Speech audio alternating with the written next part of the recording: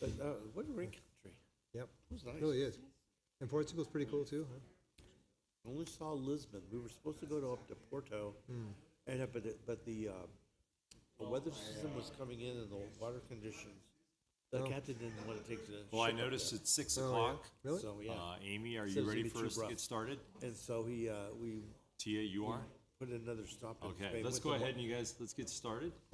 Sure. So it's 6 o'clock. I'd like to welcome everybody to the City of Recording in Auburn. progress. No problem. Welcome everybody to the City of Auburn Planning Commission meeting.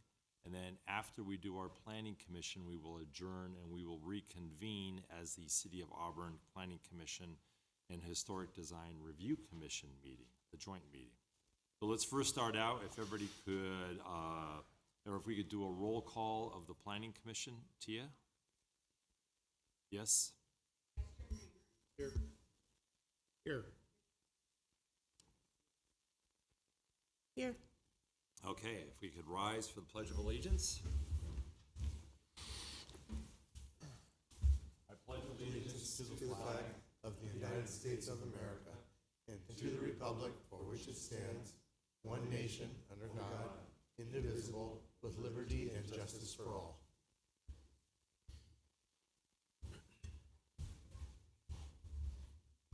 Okay, so tonight, under our City of Auburn Planning Commission meeting, we have two items. We've got a public hearing. This is going to be something that will be opened and then closed, and I'll explain that in a minute.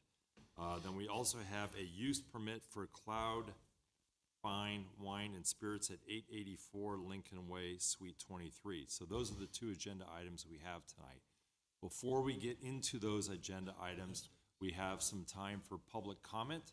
So this is when the public can come and they can comment on anything other than those two public hearing items. Oftentimes we don't have public comment, but I need to open it up for anybody who has that opportunity.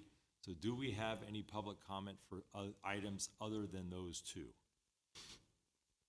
Seeing none, we will move on. And then we'll open it up for public hearings.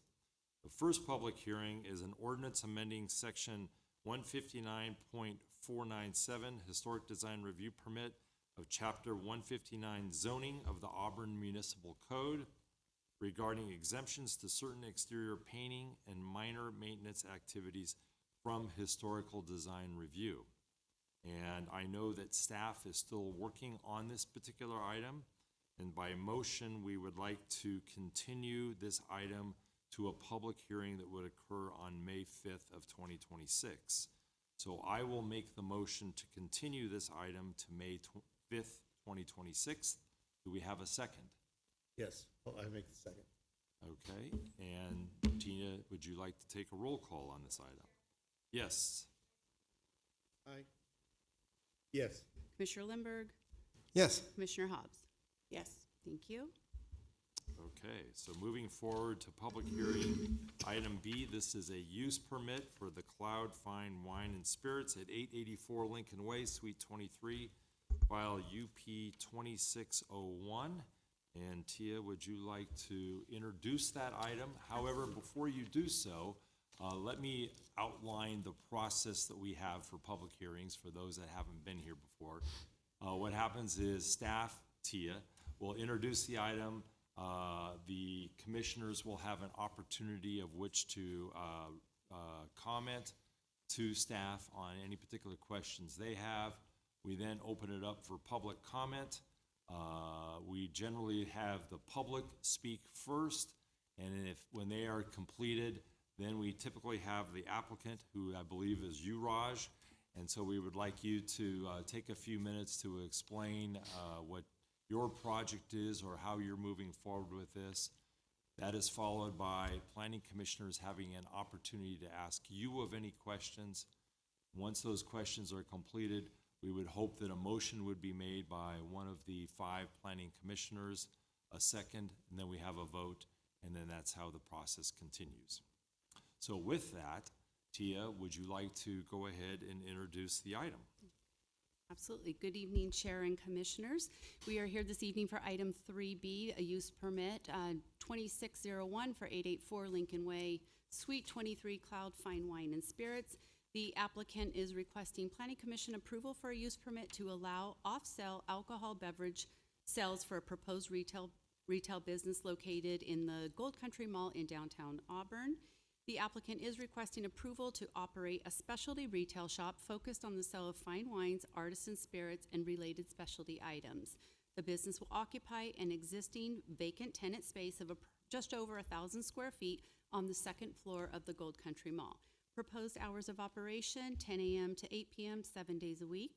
The project does not include on-site consumption of alcohol, entertainment, or late-night operations. The applicant is seeking a Type 21 ABC license, which would allow the sale of beer, wine, and spirits for off-site consumption contingent upon local approval of this use permit.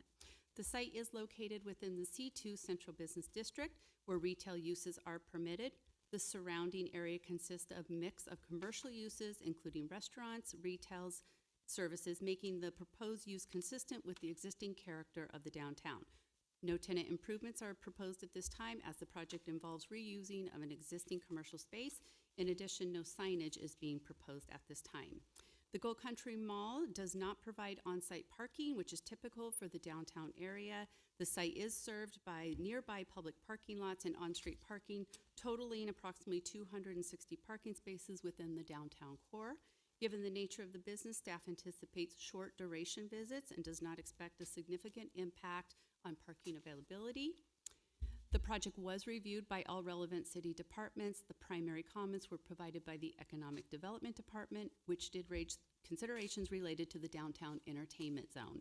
Recommended conditions clarify that the business cannot participate in the entertainment zone or allow consumption of alcohol purchased on site within that zone unless additional licensing is obtained. These conditions also require employee training and customer notification to ensure that compliance. The project is category exempt under CEQA, Section 15301, which applies to existing facilities. Public noticing was completed in accordance with the municipal requirements, including notices, publication, and posting, and as of end of business day today, no public comments were received. In summary, the proposed project is small scale retail used within an existing commercial space in the downtown core. It is consistent with zoning, compatible surrounding uses, and subject to operational standards and conditions that address any potential concerns. Staff is recommending that the Planning Commission adopt Resolution 26-06, approving this use permit file UP 2601, subject to the conditions of approval outlined in the staff report and included in the resolution. I do, however, have a correction to the resolution. If you have that in front of you, there was a duplication of item 3 under section 3. That has since been corrected. It will match the conditions of approval as laid out in the staff report on page 7, item 1. Item Just a 3, simple- section Do 3, you see the duplication of items 2 and 3? are you looking under the city departmental comments? No, the Planning Commission resolution. Oops, excuse me. Your Excuse Exhibit me. A. I'm a little bit behind there. That's okay. I just found it a little while ago. Oops, gotta go back. 3, so Roman numeral 3, no significant adverse impacts? Section 3, in view of all the foregoing evidence. Okay, so I'm sorry. So section 3, the proposed alcoholic beverage sales activity will not, That one's fine, but see, items 2 and 3 are duplicated in the copy that you have under your staff report.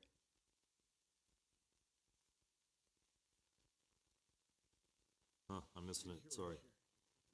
You want a hard copy? On the resolution, okay. Actually, I don't have that. Oh, sorry. Yep, gotcha.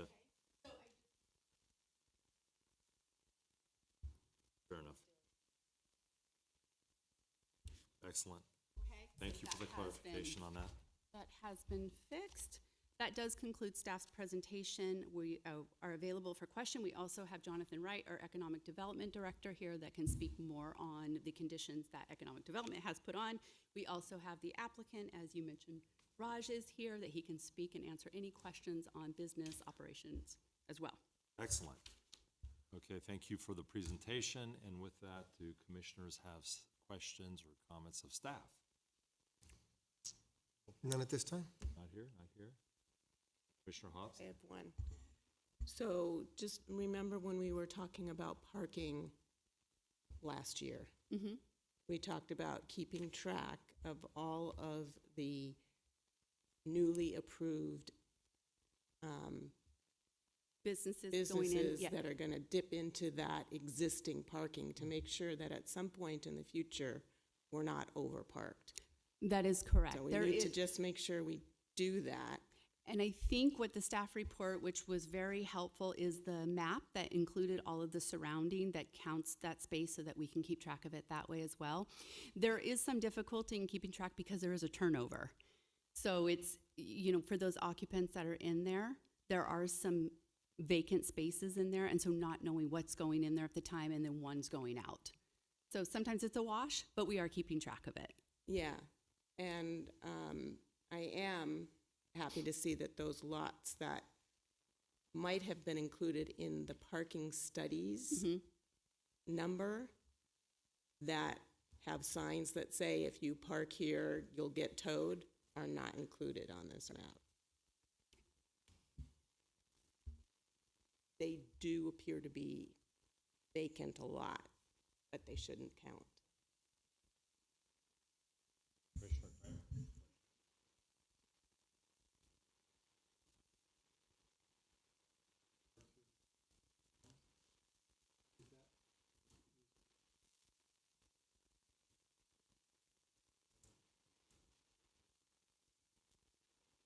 I know we do have some permitted parking in there for the local businesses, but Minjel, I'm bringing Minjel up because he knows about all of our parking lots and any of the permit restrictions. Good evening, Chair, Vice Chair, and Commissioner members. There are several parking lots within the city that are located, that are specifically marked for specific businesses. The two most notable is the East Placer lot and the lot at, I forgot the name of it, but it's on Lincoln Way, Upper Lincoln Way. There are 2 spots per lot. It's really not a significant number that would actually decrease the amount of parking available. The amount that Tia mentioned for that's available spaces for the parking lots in the downtown core, it more than meets the criteria of what is being recommended here this evening. Yeah, that's not a problem. What I'm saying is that we keep approving things that dip into that parking, and at some point, we're gonna tip the scale. Oh, absolutely, and I completely agree with you. And as Tia mentioned, whenever a new business is being proposed, Public Works is also involved in that criteria and in that review process. So we make sure that is one of the primary things we look at to keep track. Because as she mentions, with businesses coming in, there's also businesses leaving. And we always at this committee see the businesses coming in. What you don't see is the businesses that are leaving until a new one replaces it. So Well, kind of to that point, Yvonne, that building in itself is at least half vacant right now? Yeah. At least. there is a significant amount of vacancies in Yeah. that building currently. And one would think that when it was originally constructed, it would have been designed with parking in mind, available parking, which in that day wouldn't be materially different than what it is now. So, well, let's think about it for a second. I mean, the hope would be that building would be fully occupied and that there would still be adequate parking for all businesses being accommodated in the parking in downtown. Use case matters, and I think as the building starts to fill up, to the commissioner's point, we review those things, so we'll make sure that adequate parking is available once those businesses come to that point. To your point, whether when it was constructed, if enough parking was available, we don't really know, because how the is it reality different? is we don't know what type of businesses they were, and it was a different time. Vehicles are larger now, so there are a significant amount of things that we look at when we're making these recommendations between the planning and Public Works Department. I do want to add, I mean, due to the nature of this proposed retail shop, this is not like a sit-down restaurant where you are consuming on site. It's a retail shop where somebody's going in, purchasing what they need and leaving. So we do expect the turnover and it really not to impact local businesses for restaurant parking, so to speak. And the benefit to this building in particular, there's two entrances that folks can enter from, both from the High Street and the Lincoln side. So I don't envision a scenario where parking would become an issue. I would expect that people would be there for shorter durations because of the nature of retail. Mr. Thanks, Benjo. Kramer, did you had questions or a question? Do you have any follow-up questions? No follow-up. Okay. I had a question, and is it regards to security of the area. This particular space is within the Gold Country Mall, but there is a door upstairs, there's a door downstairs. This particular space is supposed to be in operation between 10 a.m. and 8 p.m. When do the exterior doors get locked? Or are they, what can you tell me about exterior doors? That I'm not aware of. That might be in the lease agreement with the landowner that I think maybe the applicant may be able to I will better. ask that question again at the time. Thank you. That was the only thing I had. Okay. So with that, I'd like to open it up to public comment. Is there anybody from the public other than the applicant that would like to make comments on this particular item? No? Okay, Raj, if you would be so kind as to approach the podium, introduce yourself, and you can make a statement. Good evening, Chair, Vice Chair, and the Commissioners. My name is Raj Sachdeva, and then I'm proposing Cloud Wine and Spirits up on Lincoln 884 Lincoln Way. Suite number is 23. It's going to be a very small footprint. Just like, so giving a background by myself, I've run a fine wine and spirit shop in El Dorado Hills since the year 2000, and sold it in 23. And there was no particular reason of selling it. It was just a burnout after COVID. And I was operating two businesses at that time. I do have a wine bar in El Dorado Hills, which is in the same vicinity, close by to my earlier location, and I've been still running that, and that's the present business that we're doing. And that is just it's a fully functional restaurant. We have food, we have wine, and we have no spirits, just wine and beer over there. This one is going to be a bottle shop. We're not putting any TI improvements, which will. So the location of the building is within. The suite is within a building, and it's not. It will, if I know everybody gets worried about alcohol is something, there's a little bit of suspicion as to what will happen to that. We're doing an operation of which Auburn actually needs.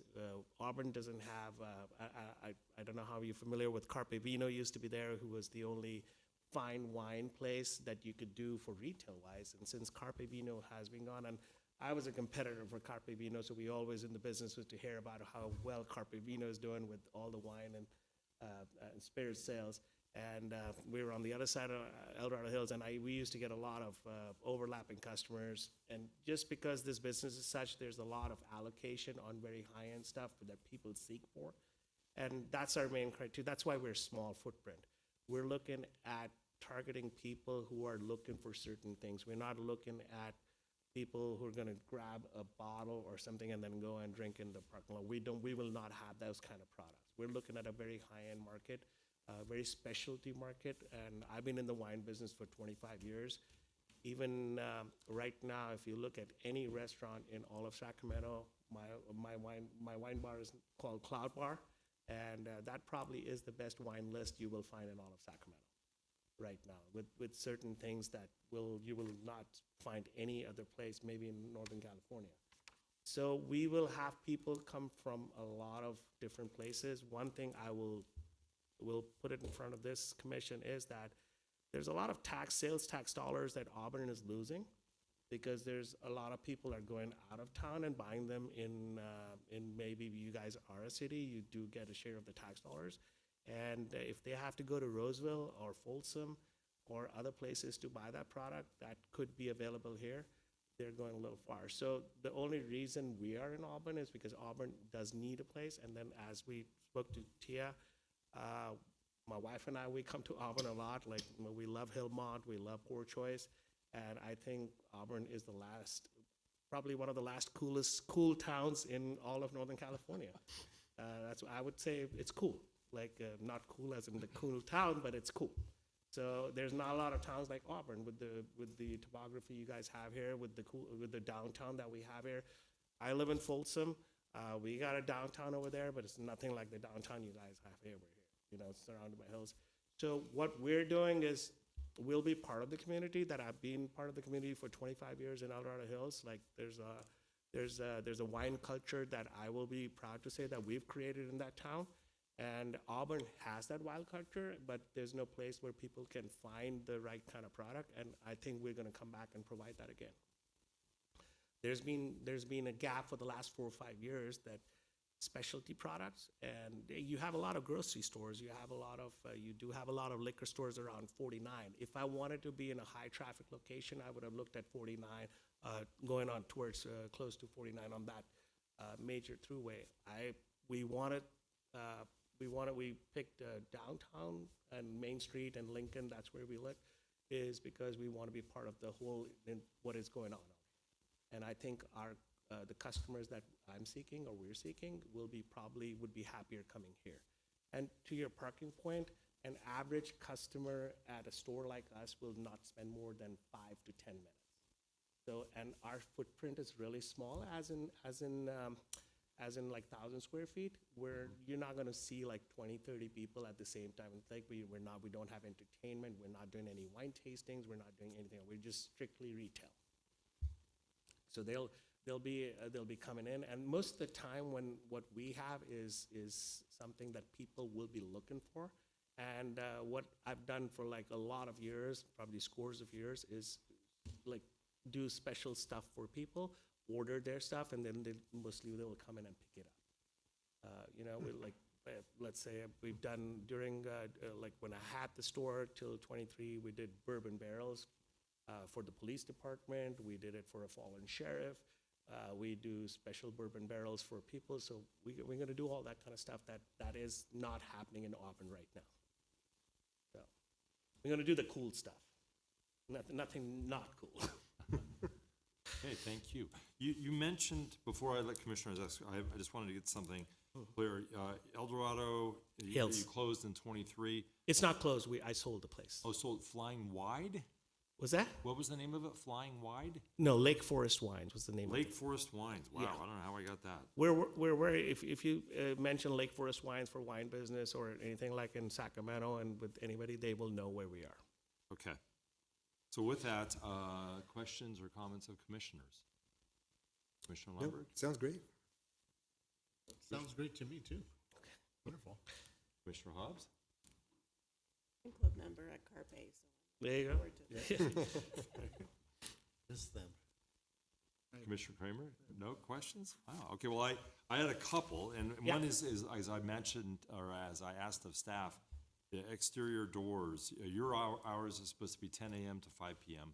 10 a.m. to 8 p.m. is I what mean, we're 10 gonna a.m. do. to Yeah, 8 p.m., So 10 right. a.m. to 8 p.m. is initially that we would like to do, and I know there's a deli, which probably closes. North Beach Deli is around maybe like 4 or 5 o'clock. They do that, and the only other place is there's a tobacco store, which is on the other side, like on Main Street, and that's open late. I know for a fact that they don't keep those doors open. I haven't asked that question, but when they asked us the timing says, so it would be open 8 o'clock. That's definitely, it's not closed. It's open, but it's not open too late because there is no other business which is open that late in that shopping center. And the only other business that is open late, what I would say past maybe 6 or 7 o'clock, is also on Main Street. So they don't really, it's on the street, so they don't really need to come to the mall to get into that business. Okay. For our business, they have to access the mall through the main doors, yes. Okay, so if you're the last business to be open at 8 o'clock, you may be locking the exterior doors as you close? I think they have a couple of people who manage the management. Like Okay. I know, I can email that answer to you. Definitely, we'll ask Ethan Conrad, and they can give me that answer. What time do they close the exterior doors? Okay. I My second question is at this point, you are only getting an alcoholic beverage license for off-site consumption. Right. Do you have any intention of in the future being able to serve? No, Okay, because it's the location and the suite is too small for us to do both. okay, And that is also to get that license, that's a totally separate license. So I can't actually, even if I want to apply that or I want to do that, I will not be able to do it without your permission again. So that is a totally separate license. So I cannot, I have no capacity or even, I have no intention at all to do the on-sale part, okay, on consumption on premises. fair enough. You're aware of our entertainment zone, Yes.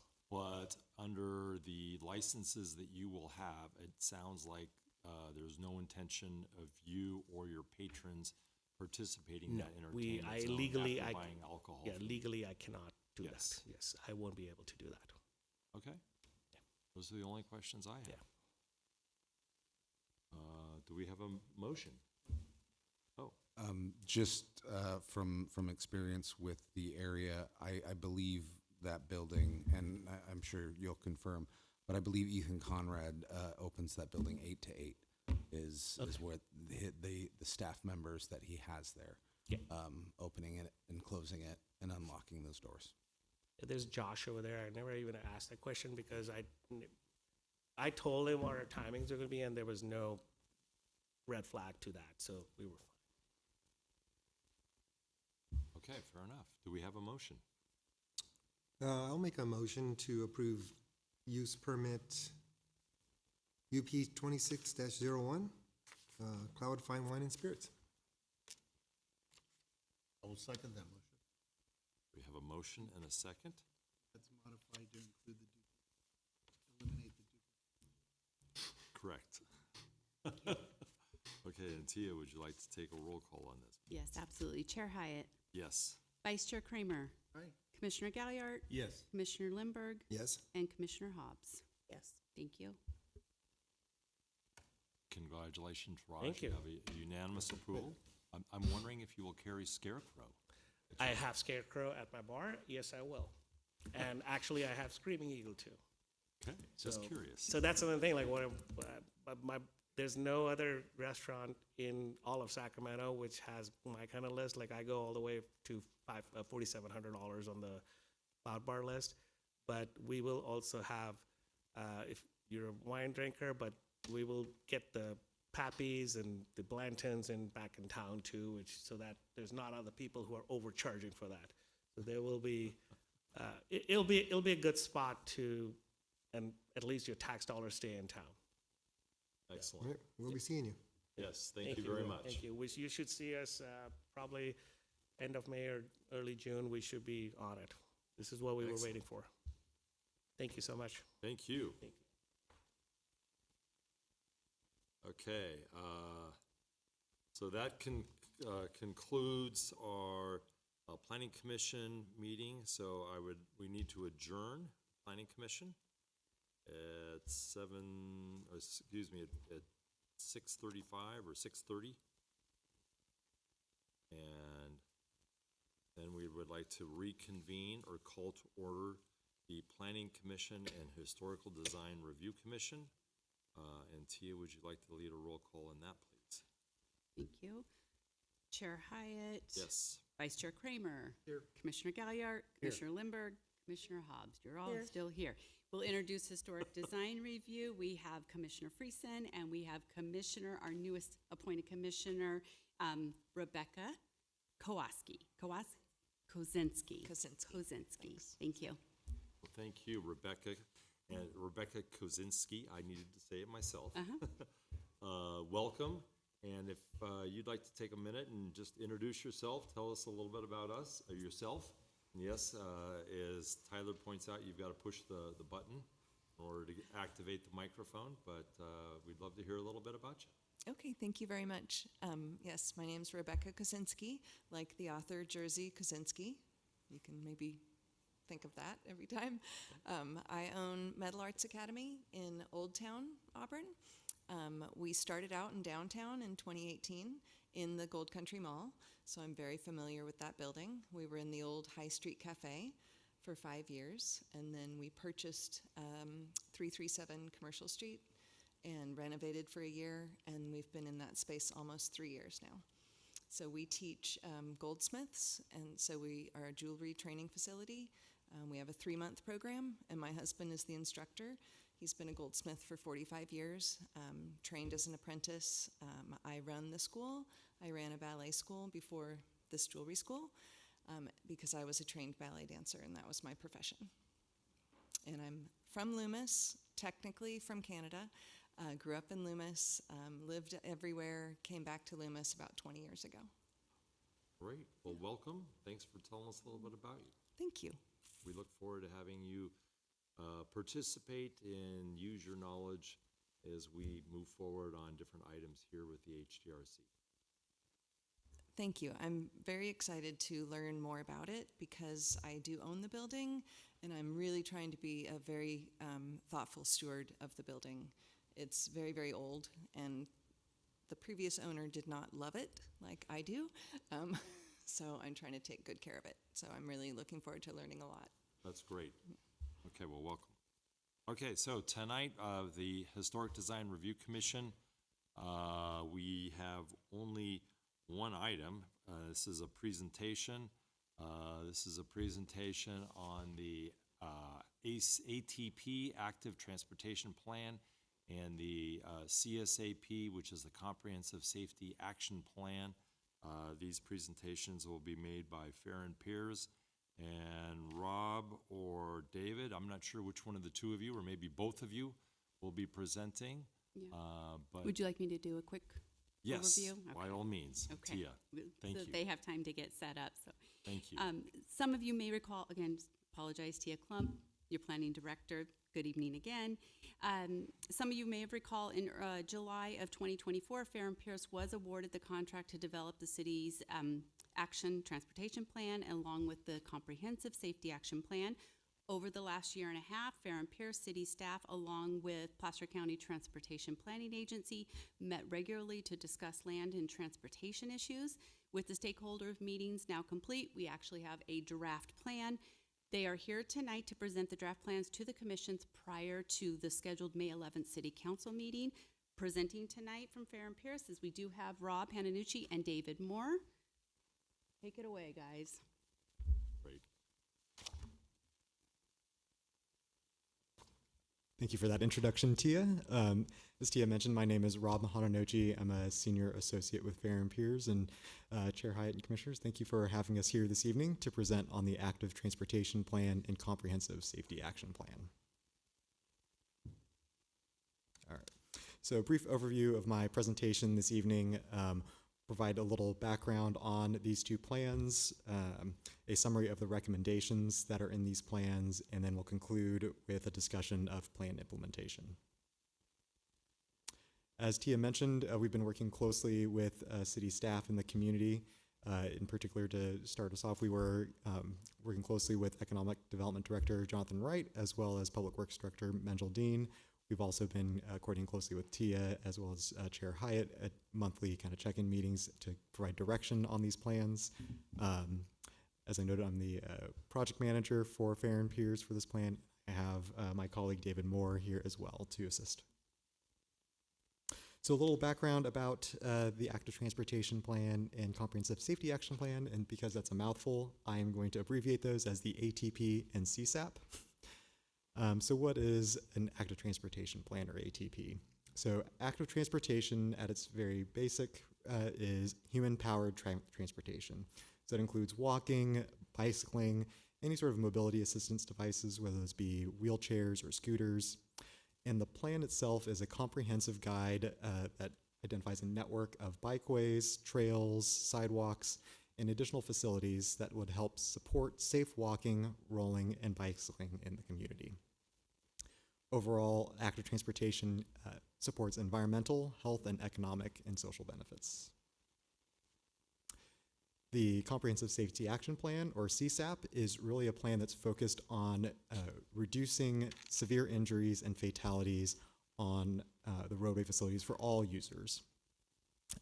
That particular plan, what we conducted is a thorough analysis of crash patterns and data to understand what are the contributing factors to those crashes, and then identifying federal and state recognized and industry recognized safety countermeasures to address those collision patterns. So why prepare an ATP and CSAP? I wanted to mention that these plans were funded through a federal grant program known as the Safe Streets for All federal grant program, which is administered by the Federal Department of Transportation. And there's an inherent connection between roadway safety and active transportation.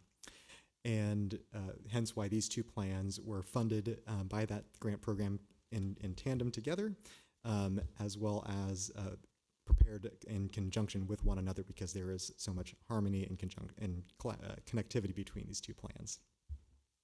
So the intent of these plans is to document and understand what are those existing conditions, existing patterns of travel in the community, and really identify what are some strategies to support safe and efficient transportation. The plans are also really intended to support the city in pursuing grant funding to actually implement the recommendations in the plan.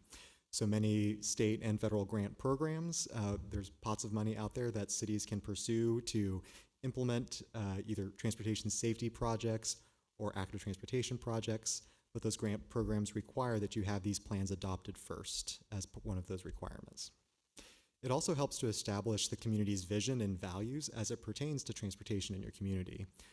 Through our outreach and engagement process, we have heard from many community members about just the Auburn being the endurance capital and just how important walking and bicycling are for folks in the community, as well as some of their safety concerns and what areas where they feel unsafe traveling in the community. And there is a lot of, like I said, interconnected and ties between those two. Direction here. Okay, a little bit additional background on these plans. So as Tia mentioned, the draft plans are now available for public review. Those were posted to the city's website and are currently available. I'll just provide a very high-level overview of what's in those plans. The plans are about like 60 to 80 pages long, so I'm not going to read them to you, obviously, here tonight, but I'll at least give you an overview of what's in those. Thank you for not reading. Yeah. So both plans have a set of overarching goals, which are here on this slide. I won't go through them all in entirety, but you can see them here on your screen. I'd say the main takeaways here for the active transportation plan, again, is to help support people that either want to or need to, because of their circumstances, to walk, bike, and roll safely in Auburn. And the safety action plan's overarching goal, again, is to eliminate those serious injuries and fatalities on Auburn roadways and really improve the safety for all users of the transportation system. We really wanted this to be a community-driven process. And so we attended numerous community events, including a September Fest event in Old Town, went to Farmers Market, went to several other community-oriented events, including May's Bike Month event, given the nature of the plan. We had an online web map where we crowdsourced community feedback, where people were able to go into a map, identify areas where they walked or biked or would like to walk or bike, areas where they felt unsafe, areas where they thought that they wanted things to be improved, or things that they enjoyed about walking or traveling in the community, and things that they would want to be seen emulated elsewhere in Auburn. We also conducted focused stakeholder meetings with local businesses and active transportation stakeholders. We hosted a virtual community workshop on Zoom last September. And through this process, we received over 400 comments from community members about what they were looking for, which were documented in the appendices of the plans. So the process to develop the recommendations in those plans first looked at the existing conditions, analyzing what is out there today, including a detailed mapping of the existing facilities. This included curb-to-curb widths, the presence of sidewalks, where there are existing crosswalks in the community, also just destinations, so where are your schools, your retail centers, parks, areas where people would want to be traveling to.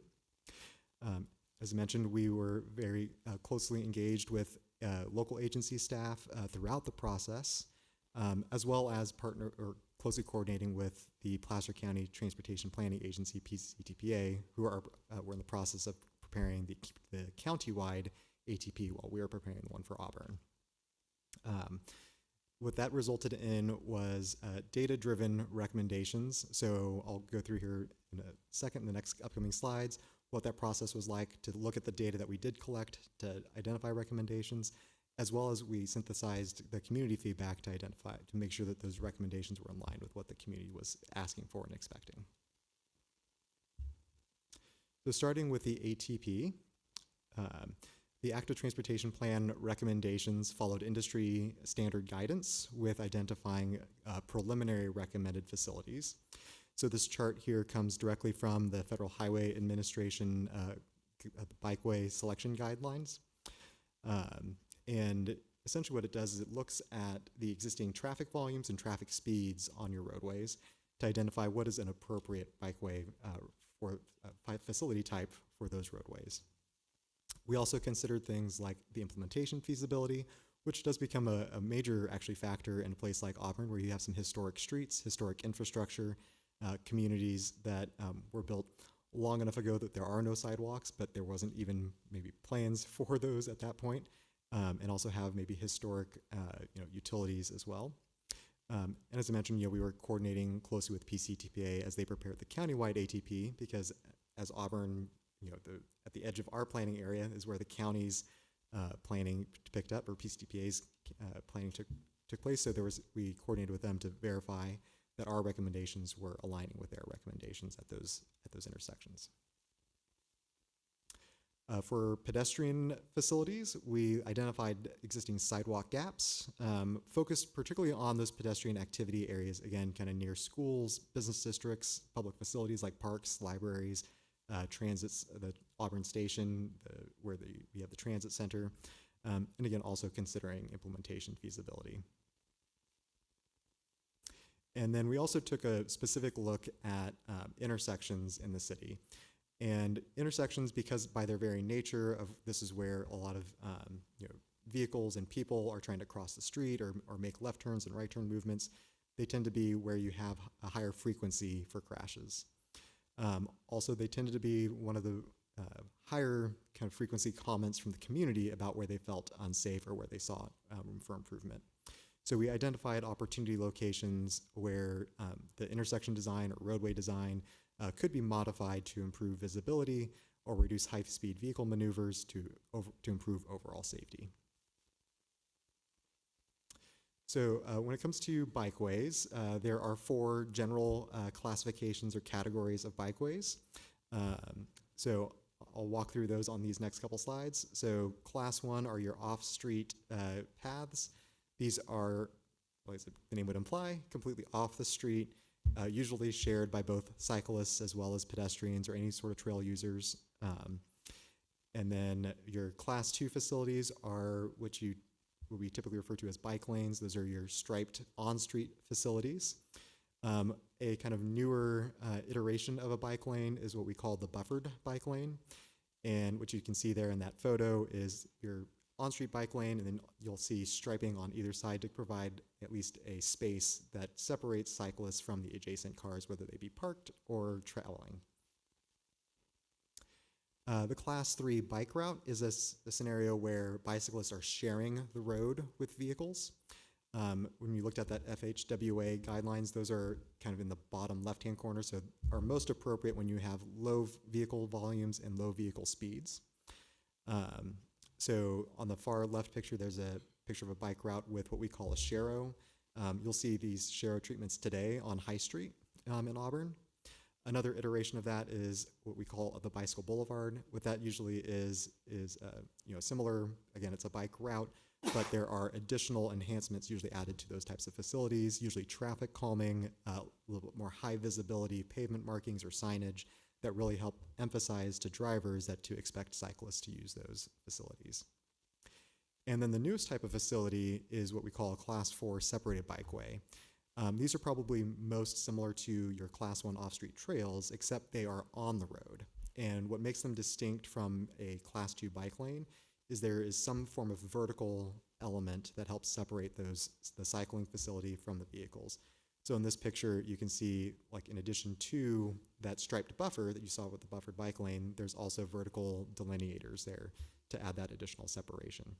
That's one example of a treatment. Another example could be like a raised little planter bed or pots or something of that nature that would provide that physical separation between vehicles and cyclists. So I'll go through portions of the city just to show where those various facility types we envisioned kind of implementing throughout the community. In the dark purple are those the Class 2 buffered bike lanes. The kind of lighter purple is the Class 2 bike lanes. If you see kind of the orangish yellow, that's the Class 3 bike routes, and then the light blue are the Class 4 separated bikeways. So you'll see along the Auburn-Folsom Road corridor here is where we're showing buffered bike lanes. For Maidu and Indian Hill Road, we're showing Class 4 separated bikeways. And then when you get into the neighborhoods, you see more of those Class 3 bike routes because those are the lower speed, lower volume streets. One of the other ones I wanted to point out, we show a Class 4 separated bikeway along Pacific Avenue, which will also show up here as it travels north from Railhead Park, past Overlook Park, and headed towards the Pleasant Avenue, towards Placer High School neighborhood.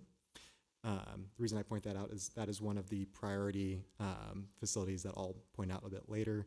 And we heard from the community distinctly that they were looking for a safe alternative to Auburn-Folsom to connect South Auburn into downtown. And that rose as a higher priority project to help make that connection. You see a lot of Class 3 bikeway facilities in and around the downtown and school areas. Part of that is due just to the historic nature of those streets. They're a little bit smaller, a little more constrained, so more robust facilities like bike lanes are just not going to be feasible to implement. But also these are streets, again, that have a little bit lower volume and a little bit lower speeds compared to your streets like Auburn, Folsom, or Highway 49.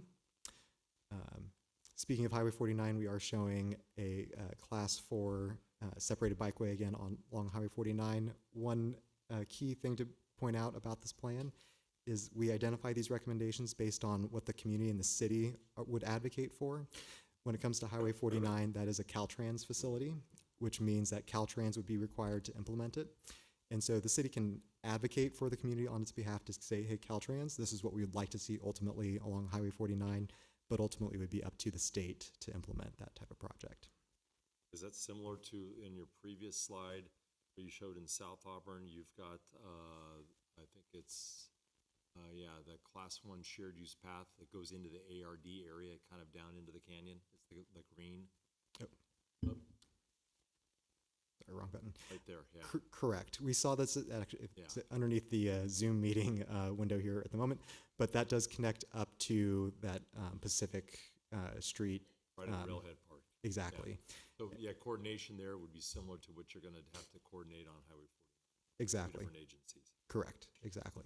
And if memory serves actually correct, this today is actually already a paved path within ARD, or within, the state recreation area. And so it exists today. We're just kind of showing that on a map. But yes, technically it would require the state to implement that if you wanted it. Mm-hmm. Exactly.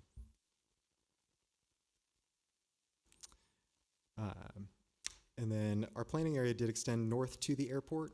The kind of the tan area here is the city, but we also wanted to show the connections, again, between the kind of North Auburn community up to the airport. And a lot of the recommendations actually shown up in this portion were influenced by our coordination with PCTPA. Again, because these are county areas, it's technically in the city's sphere of influence. So at some point, the city could, in theory, annex it, but that is a political decision to be made with between city council, city leadership, and county leadership. So up until that point that this area, if it ever was annexed, it would be up to the county to implement these facilities. But this, again, at least outlines that vision for what the city would like to see if it, at one point and someday in the future, became part of the city. One unique element of our active transportation plan, I will say those maps I just walked through, if you picked up an active transportation plan or a bicycle master plan of most cities, you would see something very similar. One of the things that we heard through our community engagement, as I mentioned, is that we have a lot of historic neighborhoods in Auburn where building sidewalks, building bike lanes are just come with their own additional implementation challenges if they're not downright infeasible altogether. And so what our plan has done is identified several neighborhoods, what we're calling shared street neighborhoods in Auburn, where there's a really high prevalence of lack of sidewalks and lack of active transportation infrastructure today. But where adding those sidewalks comprehensively on both sides of the street throughout those neighborhoods really is unlikely to be feasible. And what we heard from community members who either live in these neighborhoods or want to see some level of improvement, but also respect the character of their community, is to identify something that's more context sensitive to their areas.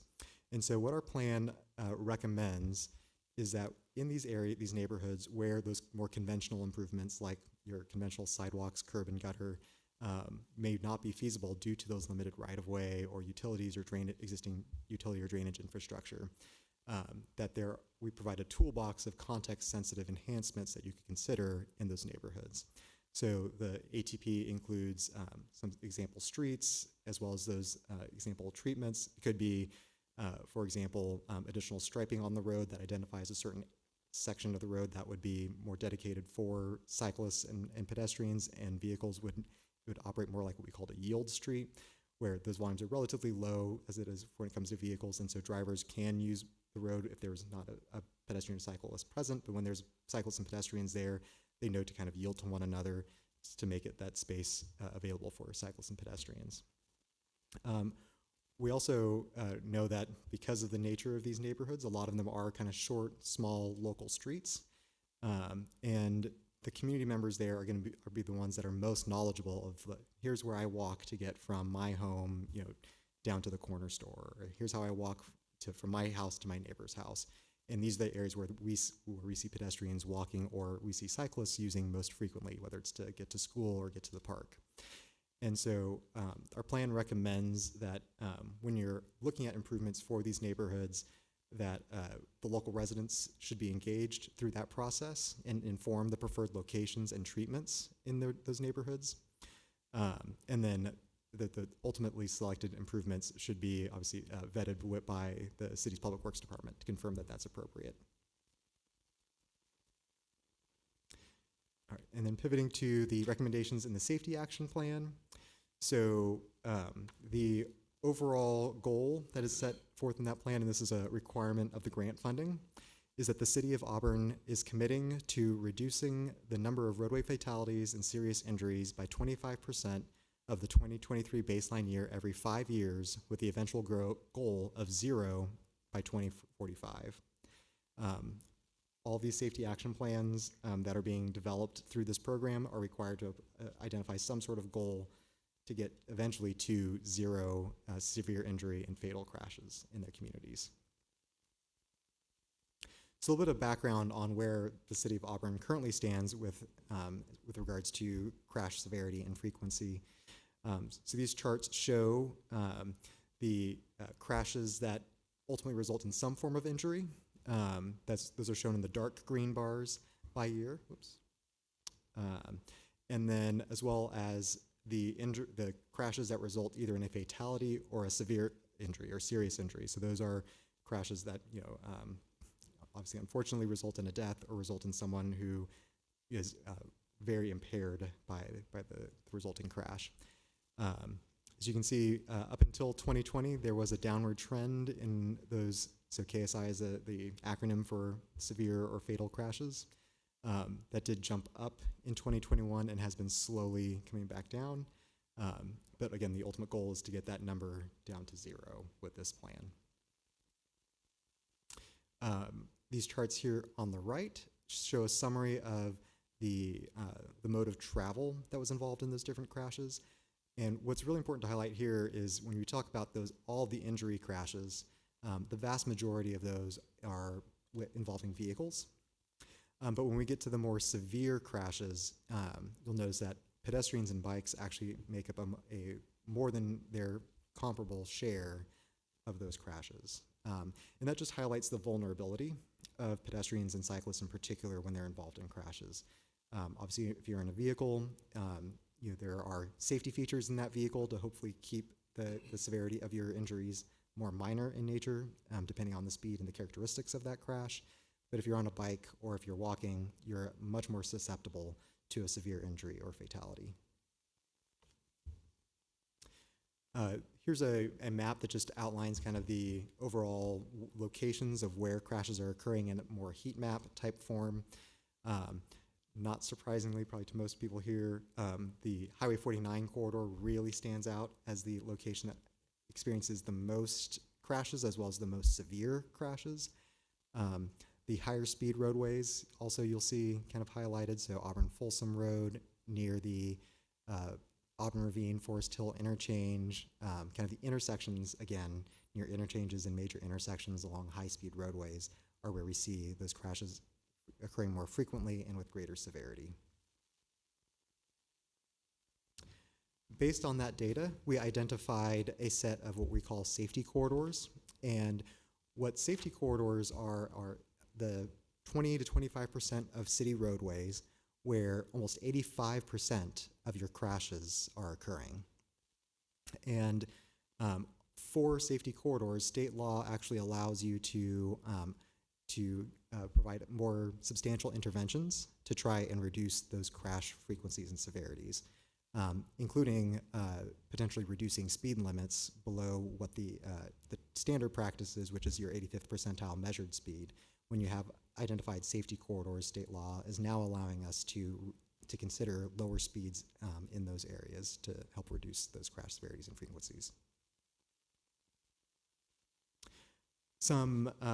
The safety action plan also includes a toolbox of countermeasures intended to reduce crash frequency and severity. And these are a variety of, I'll go through in these next few slides, a variety of engineering kind of design measures that you could implement on your roads that are intended to increase visibility for both drivers as well as people who walk and bike, as well as reduce speed, because we know that speed is a major factor, particularly when we're talking about crash severity. The higher the speed, the more likelihood that you're going to have a severe injury or potential fatality. Also with lower speeds, drivers have the ability to react more quickly and potentially avoid a crash if they're traveling at slower speeds. So I'll go through these relatively quickly. A couple of these on this first slide, curb extensions. So those are what, as the name would imply, kind of a extension of the curb, usually into like an area where you might have on-street parking adjacent, that puts the pedestrian a little bit closer to the street so that drivers, as they're approaching a crosswalk, can see those pedestrians more clearly, and as opposed to if they're behind a tree or behind a car. Rectangular rapid flashing beacons, or RFBs. Auburn actually has one of these on Nevada Street near Chamberlain Avenue near the cemetery. Pedestrian can hit essentially a crosswalk button, and then that activates these lights, which again alerts drivers to the fact that the pedestrian is attempting to cross at that crosswalk. There's also one on Maidu. Yes. Yeah. Recently installed. Yeah. That was what the photo was. Yeah.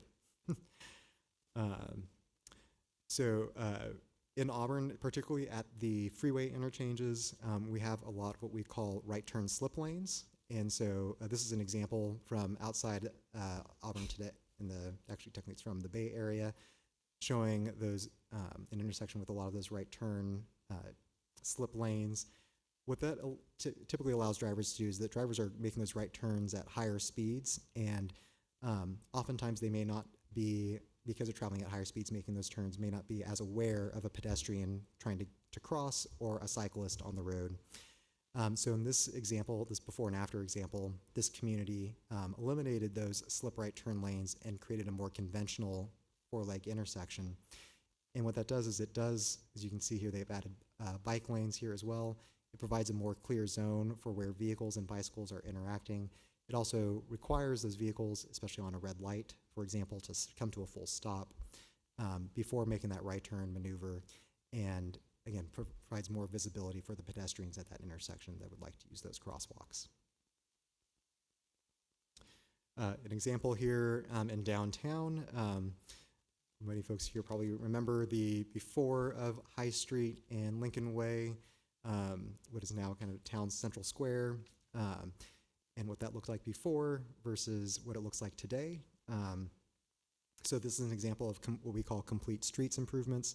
This is where usually we're looking at the existing roadway lane width and the nature of the sidewalks and on-street parking, and are there ways to add curb extensions at the intersection, add landscaping and decorative features that really help provide more visuals for the driver that there's more interest here other than just pavement. And research has shown that when you add those elements, those landscape features, those streetscape features, that it inherently slows down vehicle traffic, as well as making an area more pleasant to be in. Also addressing kind of speed, so radar feedback signs, again, kind of informing drivers of their travel speed has been shown to influence driver behavior. And then this is on Maidu and Berlin, the recent kind of updated crosswalk striping that was added at that intersection. So any sort of high visibility crosswalk kind of markings that help, again, bring attention to crosswalks and alert drivers that pedestrians may be in that area. So from those recommendations, the plans then identify a set of priority projects. The reason for that is the recommendations in the plan are quite comprehensive, cover the entire city or entire planning area.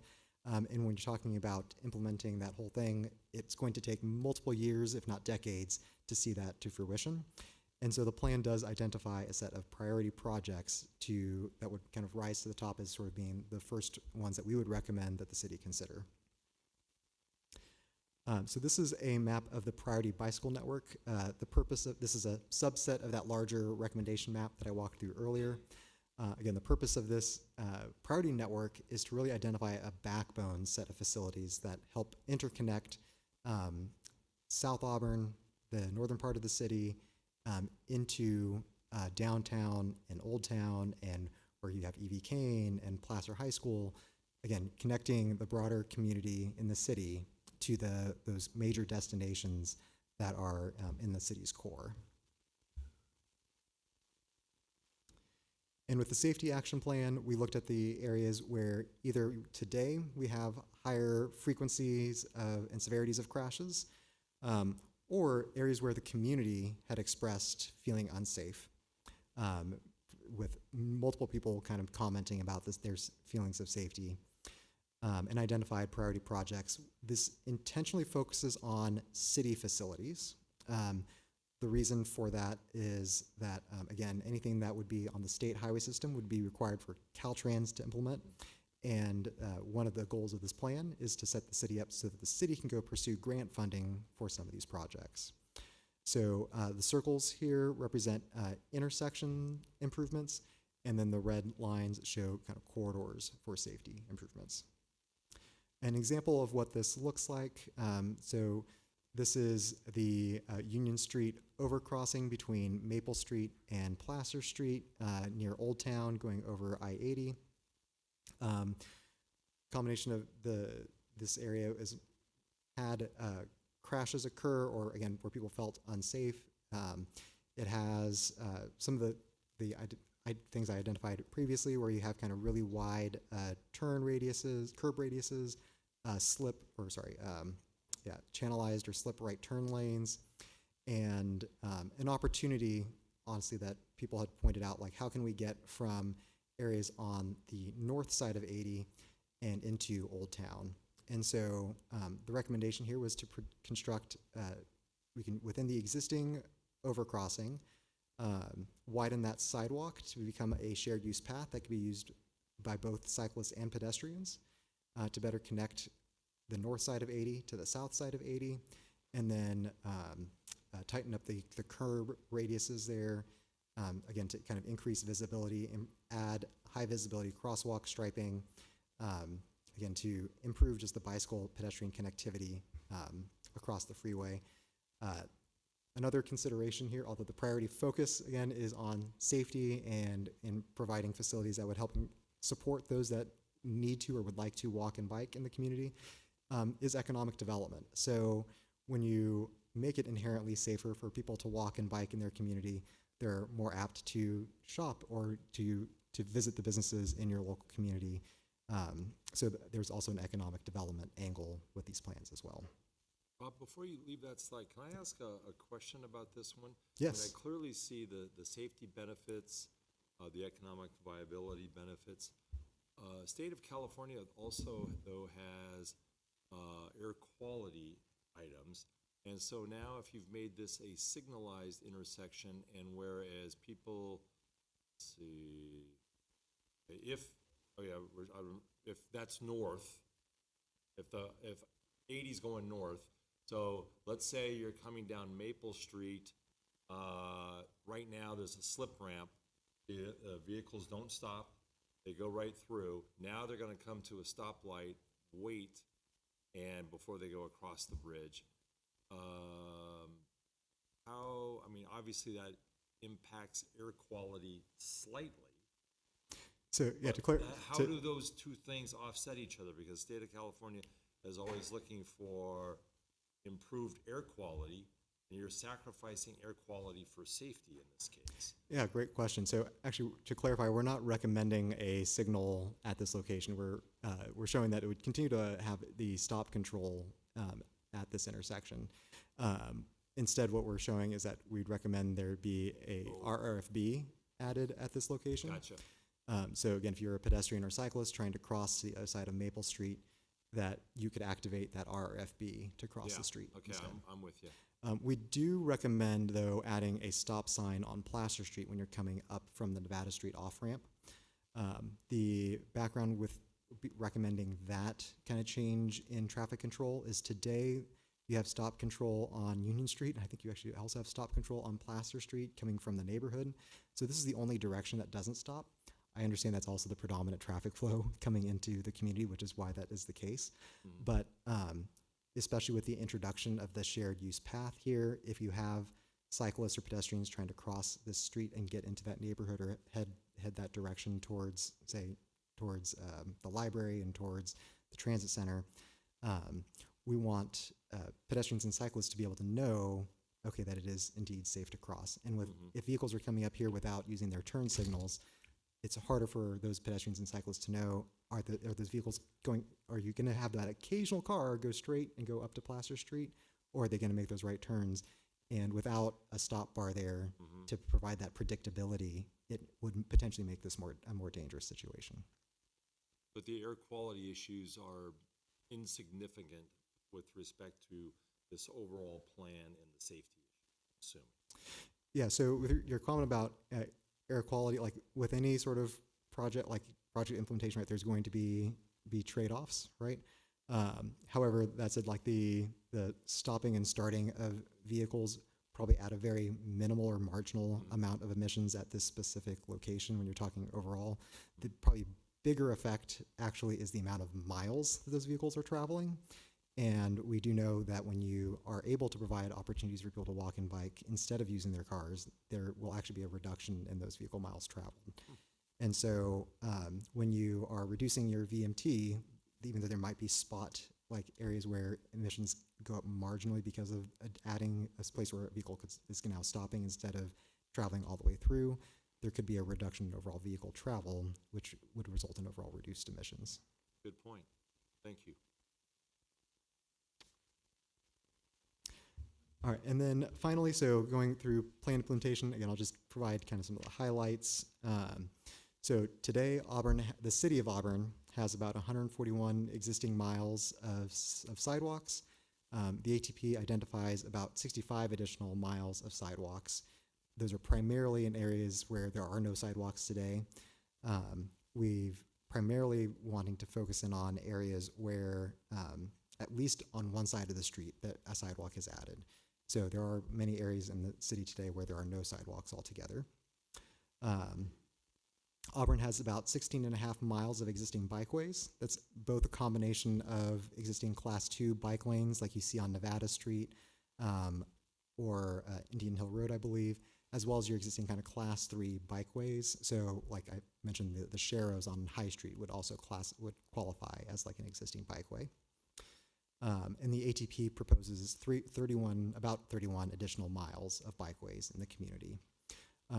One thing I would note about some of those additional bikeways, the plan does include those Class 1 off-street paths or trails in large part along existing or adjacent to the Union Pacific Railroad throughout the community. Again, that was largely informed by community engagement, where folks saw that as an opportunity, and honestly, we do too. One thing for this commission to be aware of is that when you're talking about implementing trails adjacent to the railroad, that does involve coordination with the railroad. And Union Pacific Railroad has historically been very challenging to work with when you're talking about adding facilities adjacent to their rail lines. The cost to construct the entire ATP recommended network, we have a civil engineering partner on our team who helped provide cost estimates for the plan. So these are in 2026 dollars. If these are constructed today, would be about $62 million. So not an insignificant sum of money. The cost to implement the priority projects is about $9.8 million. So those are those high priority projects that the plan has identified. And again, that's why this is a very comprehensive kind of long-term vision for bicycling and walking in Auburn. But it's a start towards making those improvements that the community has been asking for. Who was the civil engineer that you consulted with for those numbers? Mark Thomas and Company. And here's just a summary of some of the different grant programs that are available to Auburn specifically at the regional level, state level, and federal level. And also want to point out that city staff are already actively putting together grant applications based on some of the priority projects in these plans to hopefully start implementing this as soon as it goes to council for adoption here in a couple weeks. With that, that wraps up my presentation. I'm happy to answer any questions. Commissioners, questions? Yeah, I did have one question. First of all, Bear and Piers, you guys have a wonderful reputation of being one of the best transportation planning consultants in the state. So I really appreciate your thorough investigation into this. My one question is, have you, during this process, was there inquiry with Caltrans and the county about their appetite for implementing the portions of this plan that that are part of their right-of-ways and in their jurisdiction? Yeah, I'll start with the county because we did coordinate very closely with the county. I think the county in general was very supportive of the recommendations in the plan since they're going under, pursuing their own county-wide active transportation plan concurrently at the same time. Their main concern was just, again, that consistency across the plans and interconnectivity between the plans. And I think ultimately we landed in a place where we are very closely coordinated with what they're proposing. And they, as a similar local agency, understand the same constraints that the city is under, in which case, they have their own priority projects that they're pursuing based on the overall, they have a much larger area that they're looking at. But acknowledge and want to see how they can kind of partner and coordinate the plans accordingly. With regards to Caltrans, I will say as a statewide agency, they're much more heavily focused on safety and active transportation. That can be seen actually in the recent sidewalks that were added along the Highway 49 corridor. The one thing I should have mentioned is all that crash data was from the most recent available 7-year period that we had available as of last year that had been finalized. So when we were conducting the plan, the 2024 data was still in its draft form. And so that the years we looked at was from between 2017 and 2023. And Caltrans completed those sidewalks just within the last year, right? So one would hope, in fact, some of the crashes that we looked at in detail, there were some, unfortunately, some fatal crashes along that Highway 49 corridor that involved cyclists and pedestrians, and including, what indicated that pedestrians were walking along the roadway as part of those crash profiles. So one would hope that with the addition of the sidewalks that Caltrans has added, that they're already kind of moving the needle to improving the conditions out there for pedestrians. And so in that regard, while we haven't directly reached out to Caltrans District 3 staff, which is the local district for this area, about their appetite for implementing some of the more aggressive measures that we've identified, we know that their overall goals as a state system are in alignment with these plans. So considering you haven't reached out to District 3, which I understand it's a state agency, in terms of your interaction with the county, is this plan in line with what their larger transportation plan is? Yes. Okay. Thank you. While you're on the topic of Highway 49, so yes, there have been some sidewalk and bike lane improvements along there.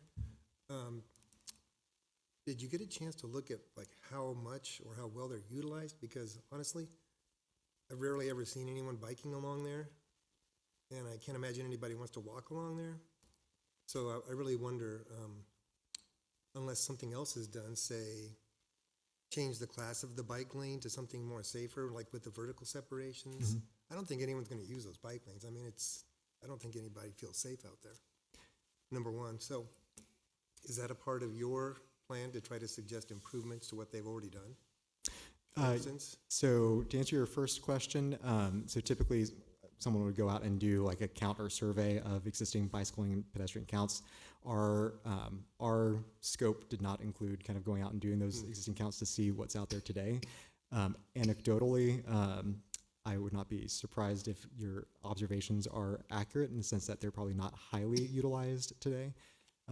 I will say that probably in certain areas, though, where you do have a higher concentration of destinations, particularly in the unincorporated county, so up in North Auburn, kind of where near Willow Creek and Bell Road, where you've got more retail opportunities, that there's potentially a little bit more pedestrian activity in particular, or potentially near E.V. Kane, as you have students trying to maybe cross Highway 49 to get from one side to the other at those crosswalks.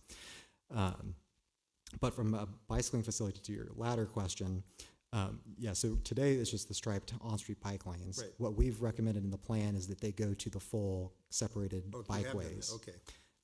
Because of the very point that you made. What we heard from the community is that people, if they're trying to travel along that corridor north-south, that they would rather just use streets like Nevada Street or Auburn Ravine and Marguerite Mine, or use some of the back community roads because those feel safer. And so the plan does include things like adding bike lanes to those facilities to help support that travel where there are no bike lanes today. So in your active transportation plan philosophy, is it pretty much task-oriented transportation, like get from point A to point B, as well as recreational use? I mean, are they commingled or is it more focused on the get to point A to point B? The hope would be, based on the feedback we've received from the community, that it would help support that more functional travel. So your trips to stores, the park, to schools, to jobs. That said, we know that the city is a magnet for recreational cycling. In part, again, based on just the geography of the area, as well as the adjacency to the state recreation area. Yeah. And so part of the reason, again, for that priority project along Pacific Avenue, in one part, it does serve the community functionally, connecting South Auburn to downtown, but its proximity to Overlook Park and Railhead Park also connects to the state recreation area, right? So let's say, for example, you do have a recreational mountain biker who comes up and parks at Overlook Park and rides the trails down in the canyon. It also provides that connection from that park into your downtown business district. So you've done an overlay of the trails network, We've canyon looked- trails with your active transportation. We have looked at where there are access points to the state recreation So area. that's kind of where I'm going is with the recreational component, the connection to trails is like super key. Mhm. And, I mean, I would almost bring in running as another form of active transportation along with pedestrian and biking, although you probably consider it just part of the pedestrian network. I don't know, a lot of runners use bike lanes, so they don't like sidewalks so much. Are there any distinct bike lanes that are not part of a roadway? Like a bike lane for its own sake, connecting one point to another? Yeah, so bike lanes by their very definition are on the road, but we do propose class 1 off-street paths Bike that path, provide that yeah. function. So I'm going to back up here to, There's one of them that's down in, it's, goes down into the canyon from the end of Maidu, and then comes up at Railhead Park, which we talked about briefly earlier. correct, so, Right? It's the yeah, green one on the right side So there. That's a paved road already? that is a Yes. paved route already, Mhm. correct. The other one I wanted to point out in terms of that, just a connection, is actually, so we've recommended this as a class 3 bike route along Forest Hill Avenue, kind of, and it ultimately rounds back up to Russell Road, in part because this is a trailhead into the state recreation That's area. Stagecoach there. Correct. Yeah. So again, kind of a connection that if folks are using that access point into the state recreation area, it provides that connection either down into downtown or kind of naturally up to the Lincoln Way businesses as well. Very good. But I do know that there's also some desire to see additional trails connecting more, say, downtown to the canyon. I wonder if that could also be part of the thinking Yeah, for so the recreational component. I will say that the challenge is where we have public right of way available and where there is Right. private property. Mm-hmm. So we were intentionally trying to focus on areas that the city would not necessarily need to acquire right-of-way, or where there's existing transportation right-of-way like UP as an opportunity. So an example of that is like this class 1 path that we're showing here along the railroad that connects down to High Street and then heads up towards Ashford Park with connections over to Mickelson. This would be a probably more expensive type grade separated crossing that connects you over to Russell Road. Within downtown specifically, we're showing kind of class 3 bike routes just using the existing roadways getting out towards Roby Point. But again, acknowledging like it does connect you to those kind of more recreational destinations. But to be honest, there's just no public right of way in the Roby Point neighborhood to cut through a class 1 path that directly connects you from Roby Point into downtown, for example. So we're using existing city roads and then envisioning signage that would help kind of make that connection. Commissioner Gaylord, any questions, comments? Commissioner Hobbs? Commissioner Kozinski, any questions or comments? Commissioner Kramer? Yeah, on the PSAP priority project, the roadways that you've shown, have you done the same type of detailed design that you've done in the priority project example? So for the safety action plan, we have developed similar level of detail, like concepts, I'll call them, for the intersections. On the roadway segments, I'll point out, so High Street, we do have a priority project in the ATP. And so that is where you can find a concept for that segment of High Street. These segments of Union and Placer and kind of the southern portion of Nevada Street are sort of captured within the concepts for the intersections over in this area. And we do have a concept at Auburn Ravine and Elm, again, based on this intersection, as well as the priority active transportation projects. They're conceptual level designs at this point.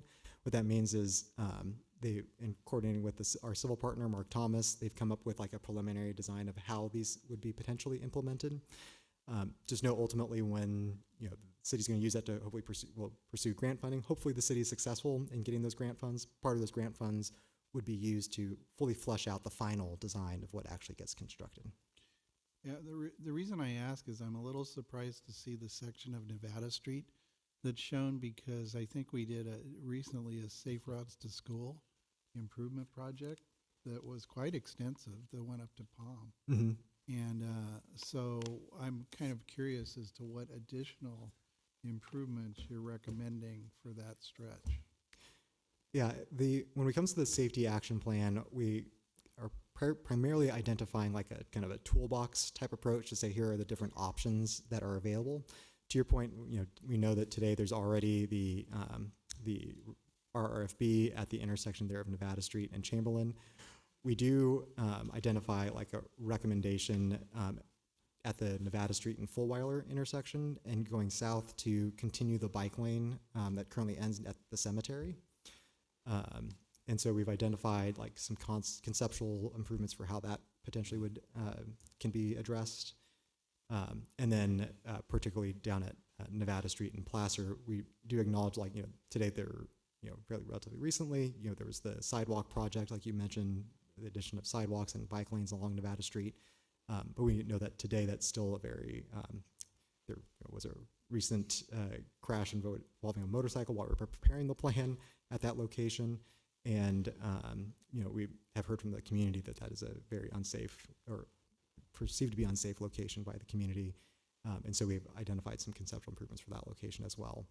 So in terms of the overall corridor, we're looking at kind of like where are kind of the hot spots along that corridor. It just so happens that it like... So you know about that situation at Nevada Street and Fulweiler where the bike lane sort of just disappears into the curb? Correct. And all of a sudden leaves you in the right turn lane? Correct. Yeah. I know that's been a hot topic for a while. Yeah. So I'd like to comment too. I mean, I've read through the CSAP extensively, and under the priority intersections and priority projects, Nevada Street and Placer Street, which is one of the ones that shows up there, they've gone through and they've done some, Fair and Piers has gone through and done some estimating with the assistance of Mark Thomas, and of the 5 priority projects, it's one of the least expensive. A lot of that is because of the fact of the project that was done A couple years ago? 8 years ago. And how many years? 2017. Boy, it's 9 years ago. So a lot of that's taken into account. But I also agree that these modifications that need to be that are identified do need to be done on Nevada Street. Part of it's that off Yes. goes without, Yes. they just go right through. Part of the problem there. Correct. I will say this is one of the unique priority projects where we identified some recommendations for that off-ramp that would be required to be implemented by Caltrans. So that would require some coordination with Caltrans ultimately when it comes to the design and implementation because it's at one of their off-ramps. Right. So I have a couple of comments and questions. First of which is excellent presentation. Thank you very much. You guys have obviously put a lot of work into this, and I've seen that work as well as with city staff over a long period of time. But I went through and looked at the CSAP and also the ATP, have some comments. Actually, my first comment is for staff, and this is in chapter 1, and this might be for you, Jonathan, more than anything else, but we've got a statement where it talks about what the goals are, and there's a statement in the report that says no one should lose their life or experience of life-altering injury while traveling on Auburn streets, no matter who they are or how they travel. I mean, I think that's an admirable goal. I'm wondering, did the city attorney review this? And does the city attorney have comments on statements such as the one I just read?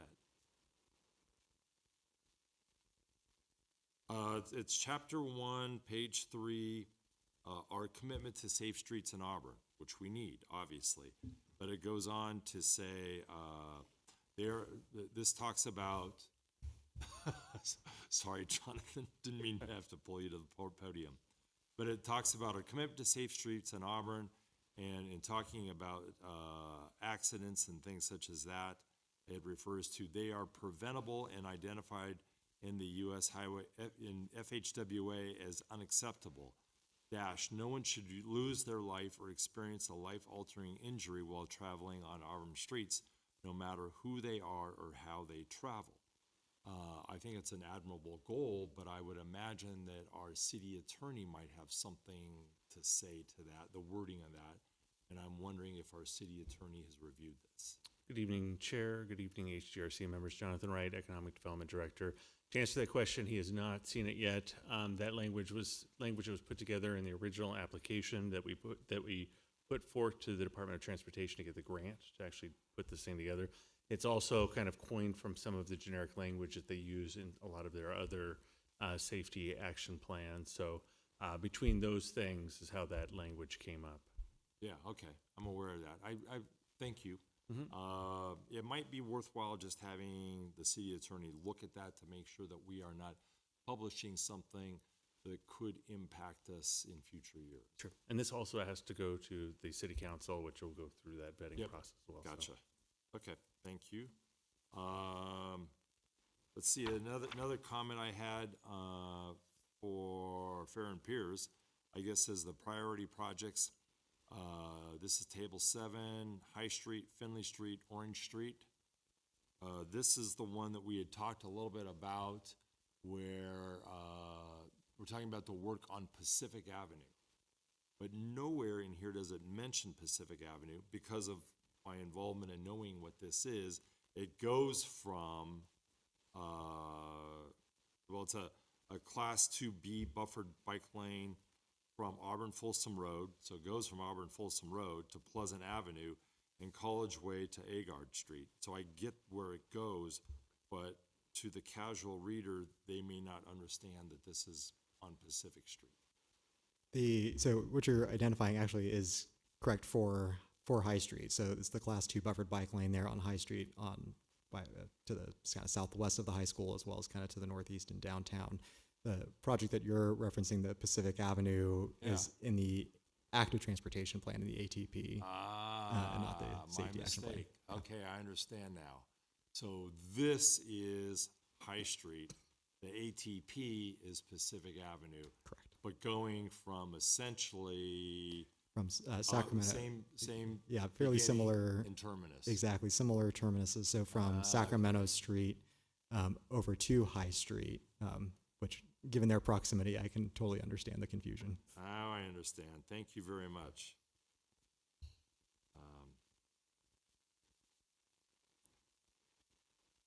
Okay. Correct. By the way, just general comment, all of the public comments that you have here, nice summary on the roundabouts. You guys did well on that one. You can. I have to give credit to David for that one. So. Okay. Just a few more that I had. On the ATP table 22. Thank you very much for revising the colors on that. The first time I got it, it was all red, and I was a little confused. So you've taken care of that. That's appreciated. The last question or comment I had was potential outcomes in the ATP. It talks about, that section, page 61, it talks about improving the share of walking and biking, and it relates back to the dollar figure that you had mentioned in your presentation, the $62 million. The percentages tended to be a little lower than I would have expected. However, I also understand that there are a lot of other benefits than just increasing the commute walking from 4% to 6% and the commute biking from 1% to 3%.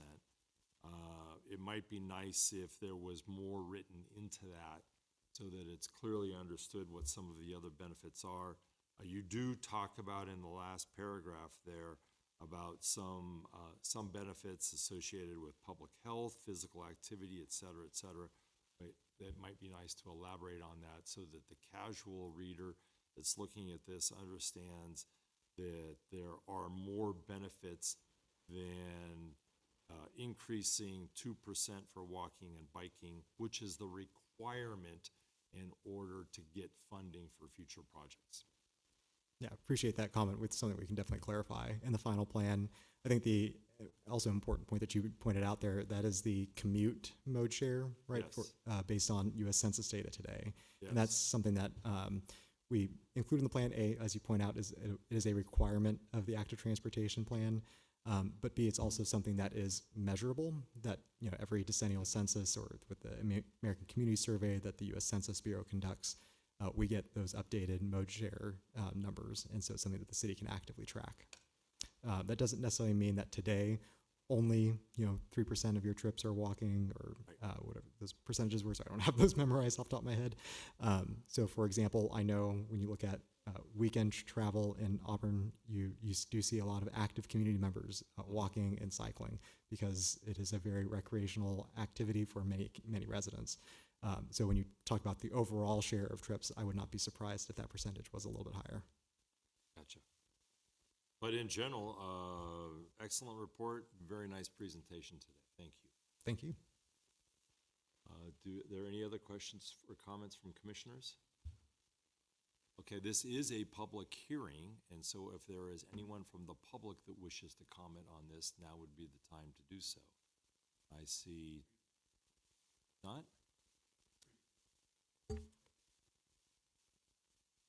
Okay. Okay, so I guess, correct me if I'm wrong then if the public intends to comment on this, the May 11th City Council meeting would be the appropriate place to do that. Is that correct? We also have this on our website right now and printed copies at the public counter in room 3, directing the public right now up to the May 11th council meeting. Okay. So we've already pushed that out into Facebook. Our social media is on the website to please provide public comment. And those comments and questions, we have it directed to staff so that we can kind of vet some of that stuff out but with Fair and Pierce before and be prepared when we go to the May 11th meeting. Fair enough. Okay, thank you. So I think that concludes this item. Once again, thank you for the presentation. Okay, so let's move forward to staff follow-up reports.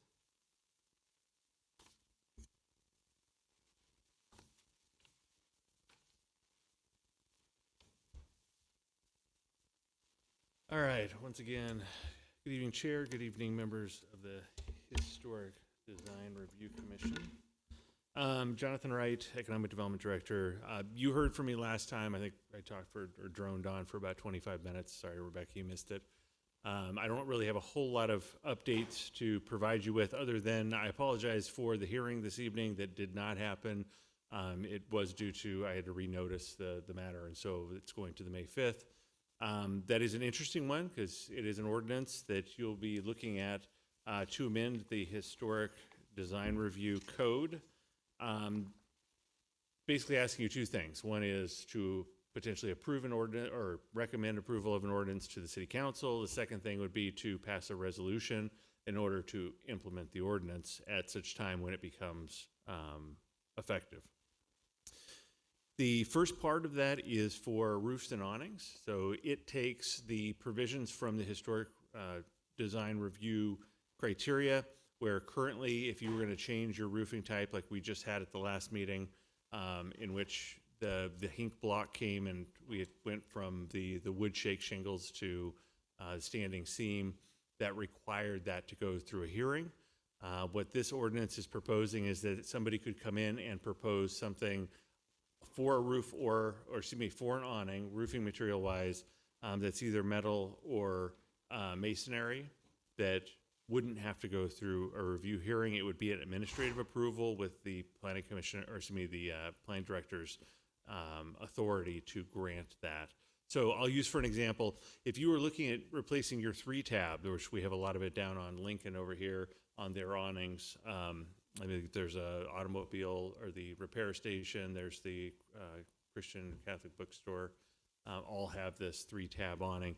So right now, if they were going to come in, they'd go, well, you know, I want to do something nicer and maybe put up, you know, a 3-tab or excuse me, standing seam, or use some type of masonry looking, you know, very nice looking material.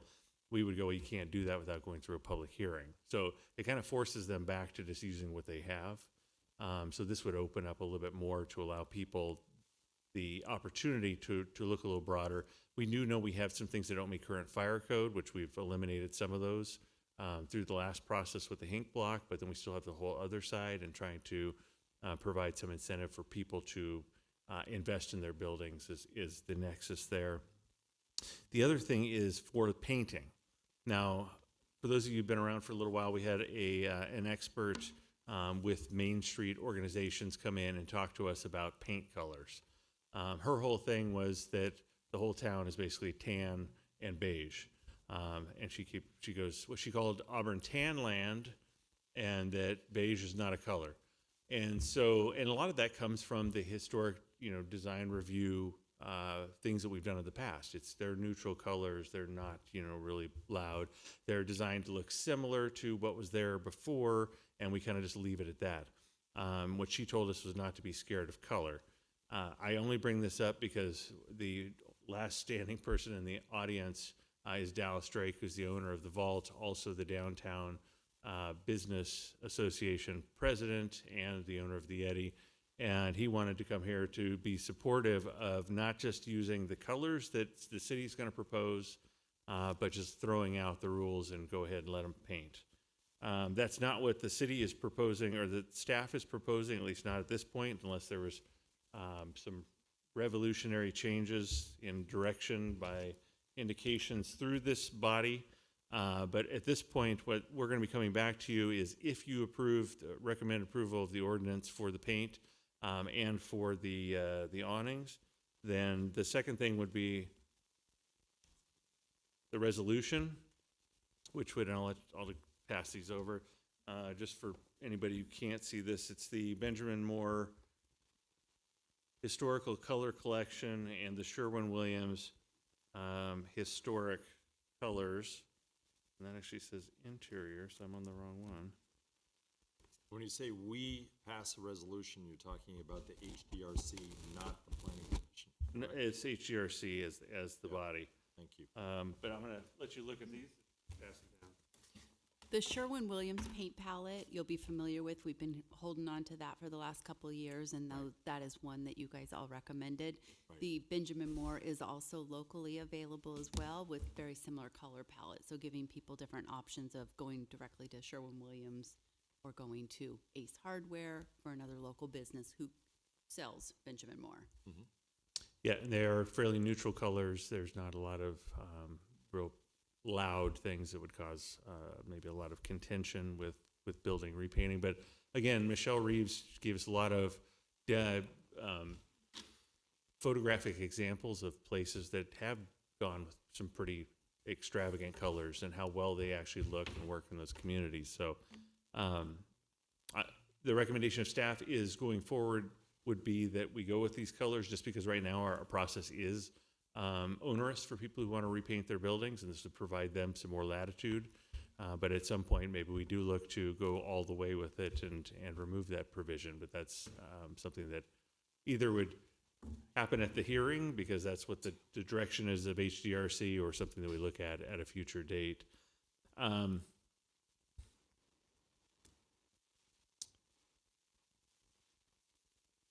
So yeah, that would allow somebody to come in and actually just simply go, I'm going to paint my building these colors, and we would have some type of checklist approval process, and then they would be off on their way.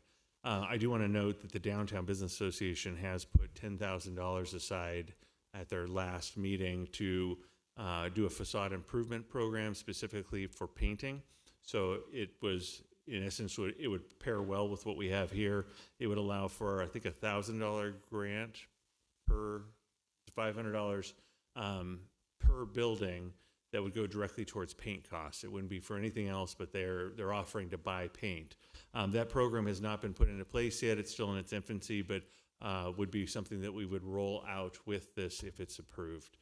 So this is coming forward to you, not the grant program, but the paint and awning ordinance, and the resolution will be again May 5th. Right. Hopefully we get everybody there. I want to just get that out there because I told Commissioner Kramer that I would discuss these things before we get too far down the road, and B, because I was supposed to talk about it today anyways, and so this gave me an opportunity to kind of do a primer. There's not a lot of opportunity for discussion because technically this is not a hearing or anything like that. It's just an informational item.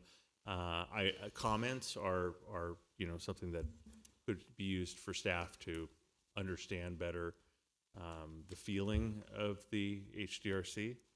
So, unless anybody's got Jonathan, it. just so I understand this, I kind of thought this was already done. Because I recall discussing this maybe 3-4 years ago when the form-based code effort was Right, underway. this is the exact same thing the form-based code would have implemented had we implemented it at the time. Okay. Because we're still, it's now tied to the general plan update, and once the general plan's done, we still have to go back through that hearings process and legislative amendment. I was trying to do something at the request of the districts as well as some of the building owners to get it done in time to do something this summer. So this is the culmination of that effort. It's kind of been peeled off as a separate piece. yep, just to expedite it so we can start doing some things Okay. in advance of the Sure. form-based code. Yeah, well, So. looks good to me. No, and that as being part of the Downtown Business Association, as their representative on this board, I know that all of the businesses that we've talked to are in favor of moving forward with this, and it's just sort of a streamlining because since everything's sort of hung up a little bit with the general plan update. And I know that after talking to the Old Town Business Association, they're interested in doing something similar. So we might be able to set up for both districts and get some things going. It'll probably be midsummer if I can run as fast as I can at this and get it done. The only other 3 items I have, one is the entertainment zone update. I did get that back from the city attorney. It looks like with the comments that are there, we'll be able to clear this thing and get on the city council agenda for May 25th. Same thing with the food truck ordinance. I have an initial ordinance back from the city attorney, which we're gonna have to bat back and forth a few times because it didn't quite hit where T and I are trying to land with it. And the last thing is, this weekend's the Canyons race, so prepared for a lot of people to come to town. Last year, it was over 90 countries. I think they're anticipating about the same amount. The difference this year is that Friday, they're actually doing a 25K run, so that'll be at 4 o'clock. So we're gonna have a lot of people, and a 25K is more geared towards the locals, so I think we're gonna get a lot more people from the valley coming up. So I think it's gonna be a good spending time for the local bars, restaurants, and some of the retailers. The message we're trying to give to the retailers at this point is try to stay open a little later on Friday. You know, people are going to be around, but they're going to be around for a while because their loved one's going to be out in the canyon until 9 o'clock. So they'll be wandering around waiting for them to come back, or coming up later to intersect them and maybe looking for something to do, buy, or otherwise. So that's all I got. Question for you on the entertainment zone. Going to city council, would you say on May 25th. May 25th? That's what I have with the notice. So I thought that was all approved last year and implemented after Thanksgiving. These are the updates to the entertainment zone. So Gotcha. what am I missing, Tia? We don't have city council on May 25th. It's the holiday. Oh, crud. We only have one this month, so May 11th, and then we go the next one in June. Well, and it's probably going to be June. So yeah, the entertainment zone is already in effect. Yeah. What came out of that was, in moving in rapid progression to try to get it done, which we tried to get it done in October, so in time for the holiday season. Again, at the asking of the Old Town and Downtown Business Associations and trying to get that thing in and done. Missed a couple steps. One of the things that came out was holidays, because there's some great holidays to have people wandering around and consuming adult beverages and shopping, like St. Patrick's Day, and totally missed the ball on that one. I don't want to, in the future have the 4th of July or any of those not be on a holiday where they can come to town and shop and enjoy fireworks, parades, and so forth. So adding in more holidays, or the holidays that I missed, is one thing I'm looking at. The other one is I did an auto renewal on the applications, and after talking to the city attorney, we should really be able to vet those each time. So we're going to do an annual application process, just like you would for a business license, just to make sure the ownership information is still the same, their operation is still the same, they're still agreeing to, and reminding them that they have a lot of responsibility in the entertainment zone and how it operates. And so those are the two main pieces that'll be looked at there. Oh, no, there's a big one. And adding a third entertainment zone. So there was a request that the Two Ass Brewing area in front of their building between OTP and Two Ass be added in there, because they are doing events up there and they wanted to streamline that process. Currently, they have to go get a separate license in order to have those events. This would allow them to simply provide adult beverages from the brewery or from OTP that could then be used during their events up there, and they don't have to go to that extra step with ABC. So that's the third one. Again, all of this has been cleared with the police chief. I would like to note that to date, just talking to him earlier today, we have not had any major incidents. In fact, most things tend to be calm and moving forward as we hope they would. So. Have you had a lot of people using it? I mean, I've been downtown, I haven't seen, but it has been, other than last month, it was been a little colder. It's not, I mean, it was more of a gimmick when we set it up to get people to come here, and so I know people are coming here and buying them. We see some cup sales, but, it really hasn't turned into, we had spring break, which was okay, but, the kids are going to be out, families are going to be doing things in June, and the weather's hopefully going to change. I think we're going to see a lot more activity, but there is some. It's not, which is good, when you're testing this thing out, and especially when the businesses are trying to get used to it, you don't want people lined up at the door. So this Ease is into it. right. Okay, So- thank you. That's just it. My report out. Okay, Have a good evening. thank you. Do we have anything else? Future commission agendas? I think you just talked about our next one on May 5th. Yep, May 5th for sure. I know it's Cinco de Mayo. We'll try to make it quick. We only have the one public hearing that we'll be bringing that Jonathan just discussed. We say that again, we only have one? May 5th, we only have this one item that Jonathan just discussed for HDRC. That's Right. why I sent it out. It won't be a joint meeting. It'll be totally under the purview of Historic Design Review. Okay, I don't have anything else scheduled for that evening, so hopefully we'll get you in, get you out. May 11th, what we just talked about, the ATP and the CSAP for Fair and Pierce will do that presentation as well with Menjel for the Public Works part. And let's see, I have the next Planning Commission scheduled meeting for May 19th. uh-huh. I don't have everything shored up yet, what items I'm going to have on there. I don't think we have anything for Historic Design Review, but I will keep you guys updated on that. Please expect, I'm going to be sending an email out to both commissions here in the next few days just to get a summer vacation calendar. How do we look going into June, July, August? Sounds good. Okay. And I don't believe there is anything else. Okay, thank you. Do we have a motion for adjournment? I'll second that motion. Okay, thank you very much. Thank you, everybody, for your patience tonight for the longer meeting.